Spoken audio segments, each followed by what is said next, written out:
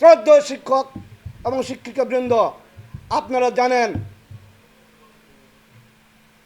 বাংলাদেশে যে শিক্ষা ব্যবস্থা চালু রয়েছে, মাদ্রাসা, কারিগরি এবং স্কুল, তুলনামূলকভাবে আমরা বিশেষ করে মাদ্রাসার শিক্ষকবৃন্দ, মাদ্রাসা বিভিন্ন সুযোগ সুবিধা থেকে আমরা বঞ্চিত।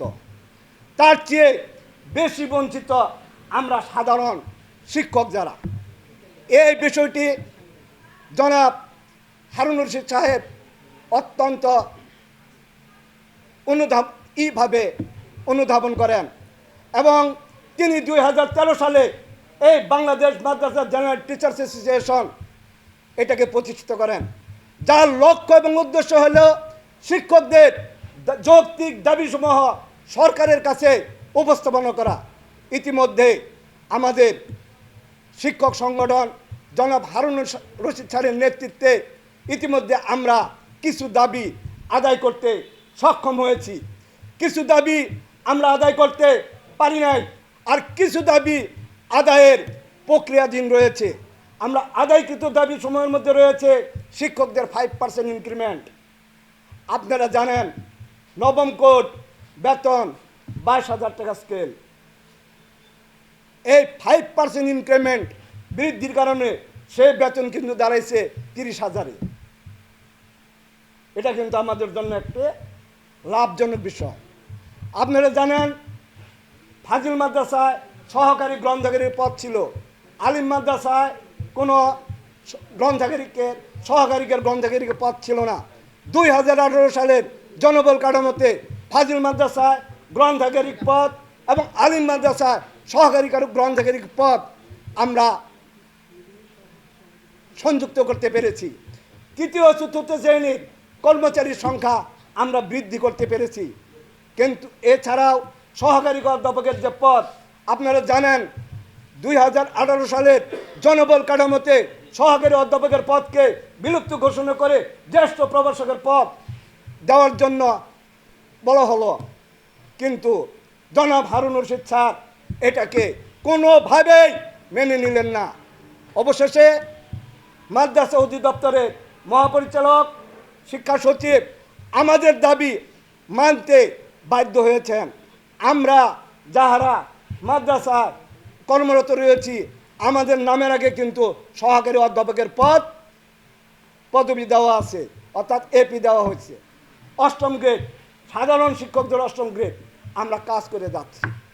ইতিমধ্যে আপনারা জানেন কৃষি, ফিজিক্যাল এবং তথ্য, এই 3টি বিষয়ের শিক্ষকদেরকে 8ম গ্রেড দেওয়া হচ্ছে, বাকি শিক্ষকদেরকে 8ম গ্রেড দেওয়া হয়নি। আমরা এটার জন্য আমরা কাজ করে যাচ্ছি এফটির জন্য, যে এফটি নিয়ে স্কুল কলেজের শিক্ষকদেরকে হয়রানি করা হয়েছে, মাদ্রাসার শিক্ষকদের যাতে হয়রানি না হয় এই বিষয়ে জনাব হারুন রশিদ স্যার এবং মহাসচিব ফিরোজ আলম সাহেব যথাযথভাবে নিরবিচ্ছিন্নভাবে যোগাযোগ অব্যাহত রাখছে। আমরা চেয়েছি বদলি, সে বদলি কি সার্বজনীন বদলি, ইন্ডেক্সধারীও বুঝি না, কমিটির নিয়োগও বুঝি না, আমাদেরকে বদলি সার্বজনীন যেতে হবে। যদি কেউ যেতে চায়, যদি কেউ বদলি হতে চায় তাহলে সেক্ষেত্রে বদলিকে সার্বজনীন করতে হবে। এদিকে আপনারা দেখেছেন যারা ইন্ডেক্সধারী তাদেরকে বদলির কথা বলা হয়েছে, আমরা এটা মানি না। সহকারী অধ্যাপকের কথা আগে ছিল 5:2, আমাদের কথা ছিল 5:2 বুঝি না, কোনো অনুপাত বুঝি না।